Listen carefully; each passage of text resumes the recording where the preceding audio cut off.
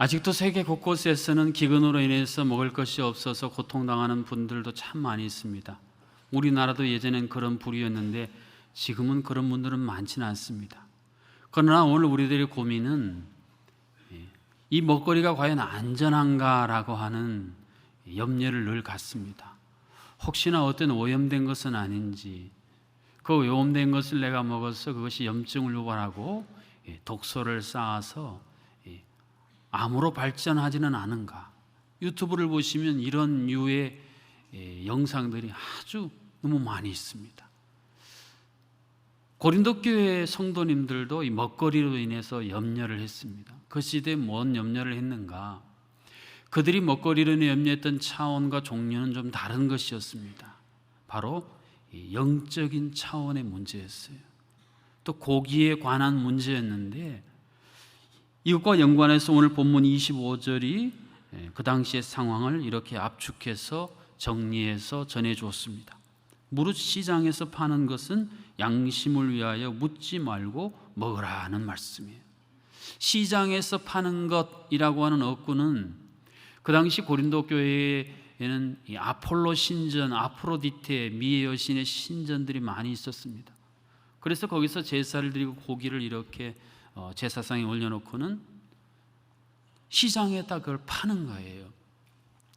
그래서 이렇게 보면 이것이 그 신전의 제물로 올려진 고기인지 그렇지 않은지 구별을 할 수가 없습니다. 그래서 그리스도인들 중에는 마음속에 뭔가 꺼림칙해서 묻지요. 이거 혹시 신전의 제사상에 올려진 고기 아닙니까? 그러면 파는 주인이 네, 맞아요. 이거는 저 아프로디테 신전에 올려진 고기인데 안심하고 드셔도 되는 아주 품질 좋은 고기입니다. 이렇게 얘기를 해요. 근데 그리스도인은 그 얘기를 들을 때 어떤 생각이 들어요? 주인 어른이 아무리 안심하고 먹으라 그래도 최고급 안심이라도 내 마음은 안심이 안 돼요. 그걸 먹지를 못하는 거예요. 이러한 문제에 대해서 오늘 처방을 내렸는데 묻지 말고 먹으라라는 처방입니다. 그런데 왜 하나님께서 사도 바울을 통해서 이 처방을 내리셨을까? 그것은 이러한 처방 전에 중요한 전제 또 중요한 사실이 있어요. 오늘 본문 26절은 이 사실을 이렇게 선포하고 있는 것을 여러분이 주목하셔야 합니다. 이는 땅과 거기 충만한 것이 주의 것입니다. 여러분, 제가 늘 말씀드립니다만 우리가 하나님의 자녀가 됐다. 오늘 우리 에베네셀 찬양대 찬양했던 내용도 그런 거 아니에요? 하나님 아버지의 꿈이 나의 비전이 되고 예수 그리스도의 성품이 나의 인격이 되고 성령의 권능이 우리 능력이 된다. 여러분, 예수 믿는 건 이런 거예요. 그냥 일주일에 한 번 와서 무슨 우리가 절기에 제사 드리듯 의식 1시간 치르고 가는 게 아니라는 말씀이에요. 그 사실이 우리가 방금 전에 보았던 고린도전서 10장 26절에 나타나잖아요. 이는 땅과 거기 충만한 것이 주의 것이다. 여기서 주의 것이라고 하는 이 단어는 좀 더 전문적인 말로 이 왕권이라는 거, 왕권, 킹십. 하나님께서 온 세상을 통치하시는 만왕의 왕이라는 사실을 믿으십니까? 그게 아멘할 수 있는 사람들이 우리들이에요. 그러면 이것은 한낱 그저 한번 외치는 구호가 아니고 우리의 삶에 굉장히 중요한, 마치 저 나일 삼각주의 풍성한 양식을 공급하는 젖줄과 같은 굉장히 중요한 우리 인생의 동력이라는 말씀이에요. 그래서 우리 하나님의 자녀들, 예수 그리스도의 제자들, 성령의 사람들은 이 세상을 살면서 여러 가지 갈등과 고민과 문제가 닥쳐와도 그것 때문에 너무 막 조마조마하거나 그것으로 인해서 근심하지 않을 수 있는 이유가 바로 여기 있다는 거예요. 하나님의 자녀요 그리스도의 제자요 성령의 사람인 우리를 속박할 것도 정죄할 것도 이 세상에 존재하지 않는다. 이 고백이 바로 주의 것, 이 선포 안에 들어있고, 그 렌즈로 바라보면 이 음식, 이 고기가 제사상에 신전에 제물로 드려진 고기냐 아니냐, 그건 하등의 중요한 문제가 아니다라는 선언입니다. 신전의 수많은 잡신들과 유일한 참신이신 하나님을 비교하는 것을 하나님은 매우 싫어하십니다. 그렇기 때문에 우리가 인생 중에 여러 우리가 믿는 수많은 신들 중에 하나님을 한 분 정도로만 여기며 살아가는 신앙은 하나님을 절대 기쁘시게 할 수가 없어요. 그것이 주라는 단어 안에 들어있어요. 퀴리오스라는 이 단어는 그 당시 황제를 의미했습니다. 황제. 여러분, 황제는 그 당시 로마 황제가 온 세계를 정복하고 다 지역마다 대리 통치자들을 세워놓지 않았습니까? 그런데 대리 통치자가 말입니다, 내가 황제다 그래 보십시오. 그는 당장 반란죄로 파면되는 근거입니다. 그러니까 세상의 대리 통치자들이 아니라 하나님은 유일한 황제 같은 분이시다라는 고백이에요. 주의 것이라는 말은 하나님이 소유권을 갖고 계신다라는 의미. 여러분, 소유권이 중요하지 않습니까? 많은 땅을, 건물을 또는 돈을 누가 소유하고 있나, 소유권을 누가 갖고 있느냐에 따라 그것이 집행될 수가 있어요. 하나님이 소유권을 가지고 계신다라는 선언이에요. 실제로 고기에 관한 문제만 해도 창세기 9장에 하나님이 육식을 허락하신 내용이 기록됩니다. 바리새인들이 구약의 율법에 따라 어떤 건 정결한 음식이라서 먹어도 되고 어떤 거는 못 먹느냐 가지고 시시콜콜 막 골머리를 싸고 그거 가지고 정죄하고 끙끙댈 때 예수님 뭐라 그랬습니까? 야, 그게 중요한 게 아니다. 너희들이 먹는 것보다 더 너희들의 그 마음속에서 입으로 나오는 것 때문에 너희들이 지금 문제지, 뭐가 중요한지를 모르고 비본질적인 문제 가지고 그렇게 서로 싸우고 다투고 그럴 일이 아니다라고 예수님이 말씀을 들려주신 맥락도 이는 땅과 거기 충만한 것이 다 주의 것이다라는 선언 안에 압축되어 있는 내용들 아니겠습니까? 이번 한 주간 아니라 올 한 해 남은 시간, 남은 여생, 여러분, 하나님이 온 세상에 참된 왕 중의 왕, 황제라는 사실을 선포하시면서 살아가 보시면 어떻겠습니까? 그 황제이신 하나님께서 나를 내가 지금 살고 있는 동네에, 나의 일터에, 나의 캠퍼스에, 나의 가정에 대리 통치자로 나를 임명해서 보내주셨다. 그렇게 여러분이 한번 생각하시면서 살아보시면 어떻겠냐는 말씀이에요. 우리 신구본 음태장로님이 세상 이제 별세하셔서 하나님 품으로 가셨습니다. 지난 수요일 저녁까지 잘 드시고 또 가족끼리 커피타임 가지면서 이런저런 얘기를 하시고 주무셔서 그 다음날 하나님께서 그냥 편안히 하나님 품으로 불러 가셨습니다.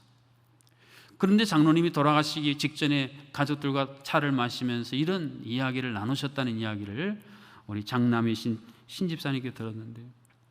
뭐 이런저런 가정에 또 뭐 여러 가지 근심 염려거리가 있어서 이런저런 얘기를 나누니까 장로님이 그러셨대요. 염려하지 마세요. 걱정하지 마세요. 하나님이 우리와 함께 하시는데 그 염려 근심 안 해도 돼요.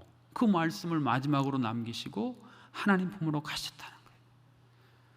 여러분이 아시다시피 우리 신구범 장로님은 제주도의 도지사로서 그 당시에 여러분이 삼다수 개발해서 하는 거 얼토당토하는 이야기로 알고 반대가 극심했는데도 함께 일했던 우리 신부장로님 한 분 얘기를 들으니 하나님 주신 용기와 지혜를 탁 뚫고 나가서 오늘날 제주의 엄청난 자원 자산으로 삼으시지 않았어요.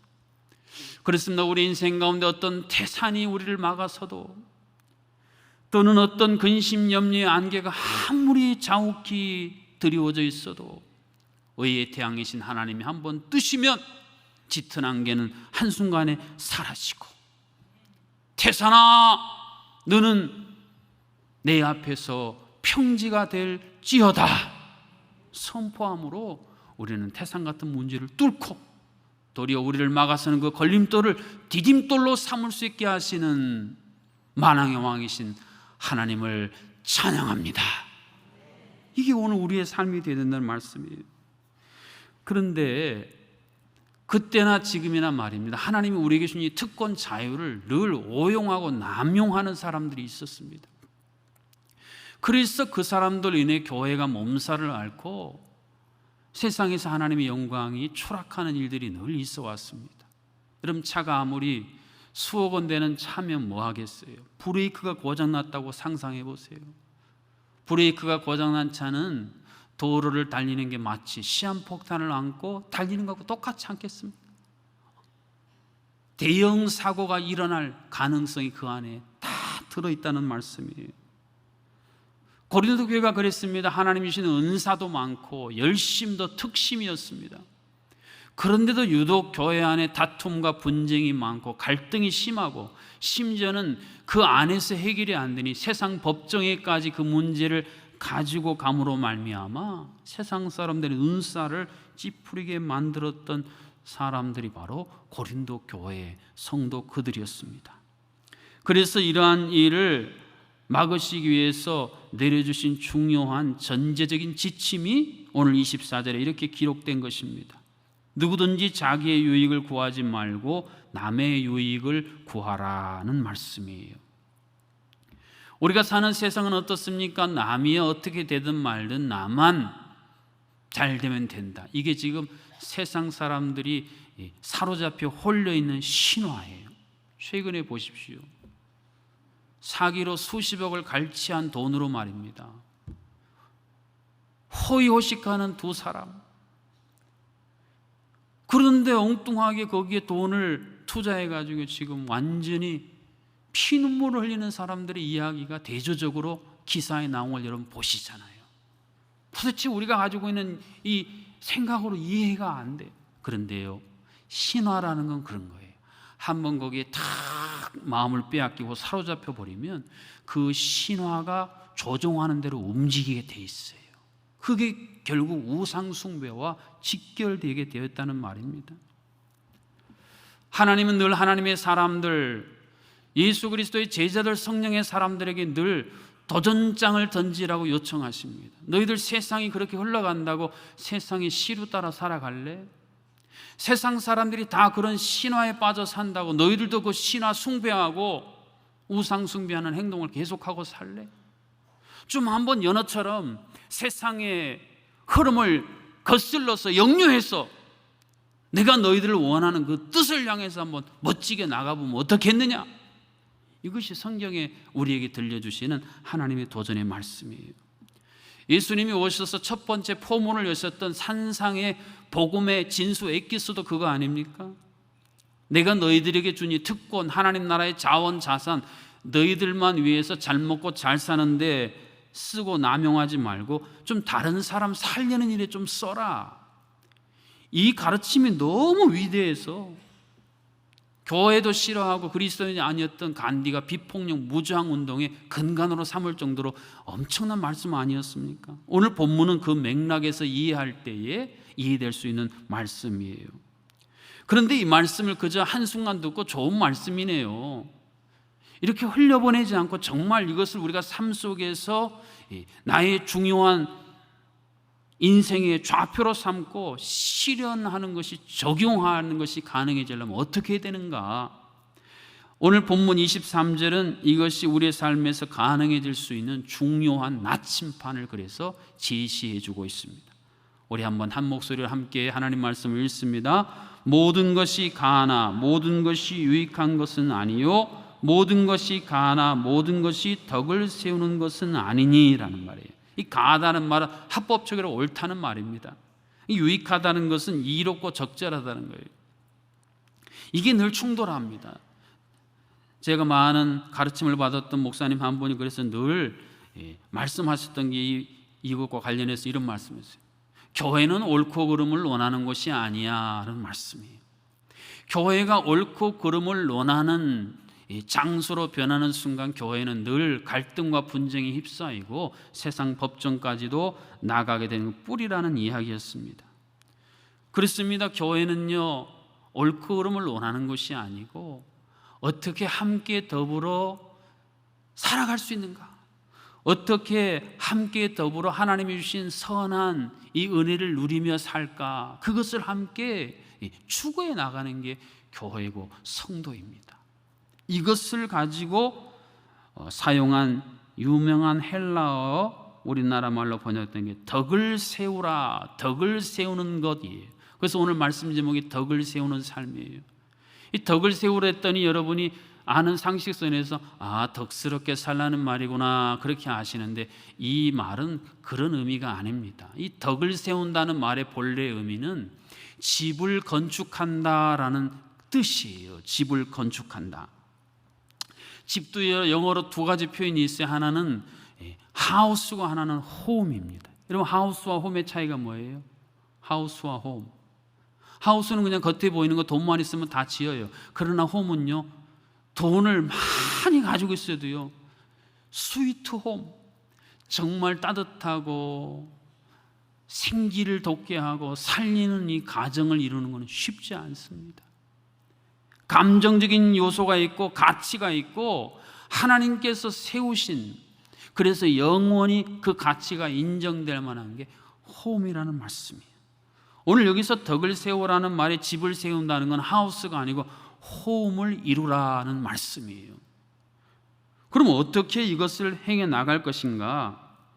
헬라어로 이 덕을 세운다는 말이 오이코도메오라는 말인데, 이게 어디서 출현하냐면 오이코스에서 출발해요. 영적인 가족들을 오이코노모스, 청지기가 되어서 잘 보살피고 함께 더불어 성장해 나간다. 이게 오이코로 시작하는 이 삼총사예요. 오이코스, 오이코노모스, 오이코도메오.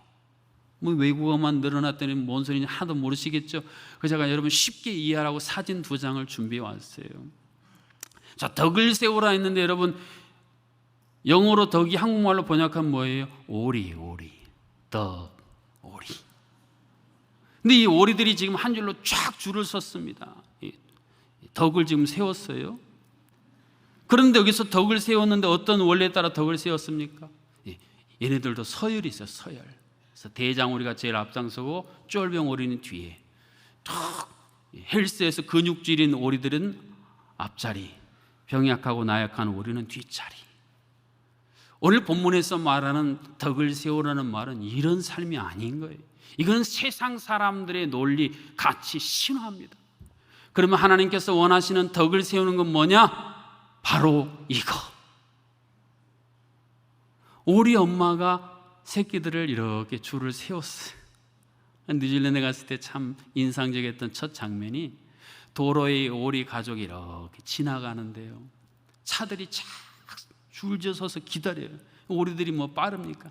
느긋하게 그냥 그렇게 지나고 있는데 그거를 이렇게 지켜봐 주더라고요. 여러분, 오리 엄마가 오리들을 줄 세운 건 왜 세웠어요? 도로 건널 때 안전하게 하기 위해서, 또 그 옆에 강이 있는데 강에 들어가서 헤엄치는 수영을 가르쳐 주기 위해. 그리고 뉴질랜드 강에는 이 장어들이 얼마나 많은지 몰라요. 그 중에 이 실장어, 그거 잡아먹고 영양 보식하는 법을 가르쳐 주는 게 오리 엄마가. 그러니 우리 엄마를 통해서 오리 새끼들이 우리 엄마처럼 성장해서 또 그 일을 한다는 거예요. 어제 장례식장에서 끝나고 돌아오는데 어떤 집사님 부부를 뵀는데, 그 남자 집사님이 저희 교회 새가족부의 그 새가족들을 가르치는 교사를 10년 이상 하시고 이제 정년에서 은퇴하셨는데 너무 아쉬우시더래요. 직장 은퇴할 때는 별로 아니었는데 너무 아쉬웠대요. 그런데 보람을 느꼈던 게 뭐냐면, 집사님이 예전에 가르쳤던 새가족이 지금 새가족부 교사가 돼서 당신처럼 똑같이 새가족들을 가르치는 걸 보는데 그렇게 흐뭇하고 보람되다, 그런 얘기를 하시대요. 이게 바로 덕을 세우는 오이코도메오입니다.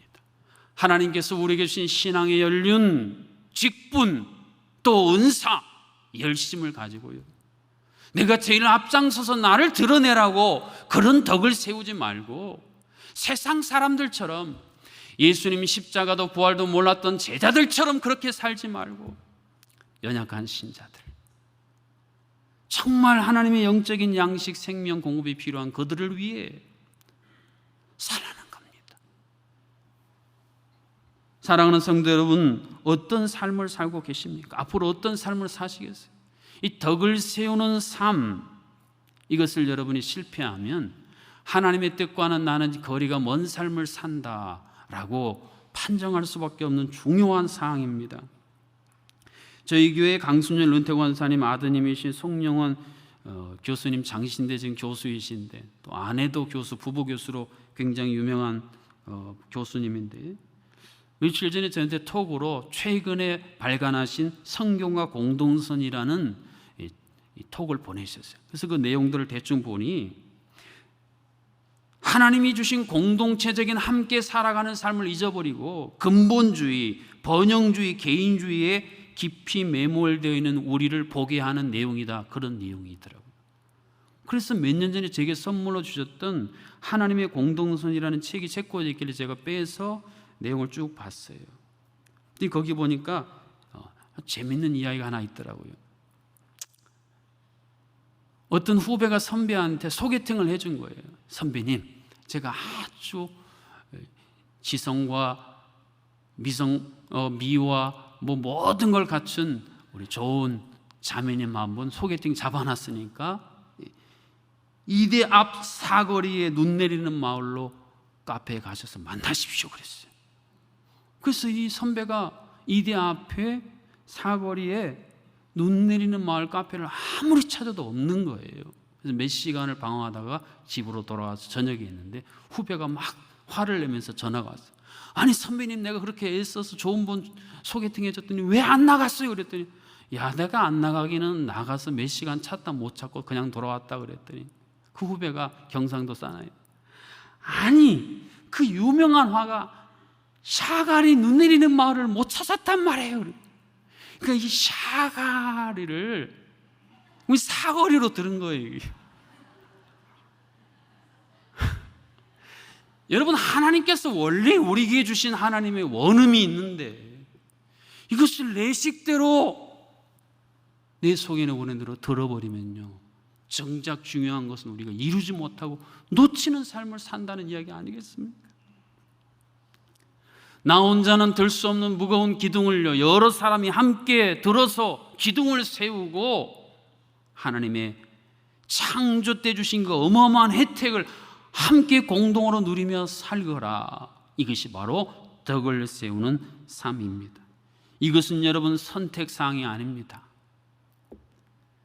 덕을 세우는 삶에는 일도 관심이 없고 하나님 모실 때 영양가 없는 일에만 우리의 관심, 이목을 집중하고 그렇게 살아간다면 어찌 우리가 하나님 앞에 가서 잘했다, 착하고 충성된 종아 칭찬받기를 우리가 기대할 수 있겠느냐는 말씀입니다.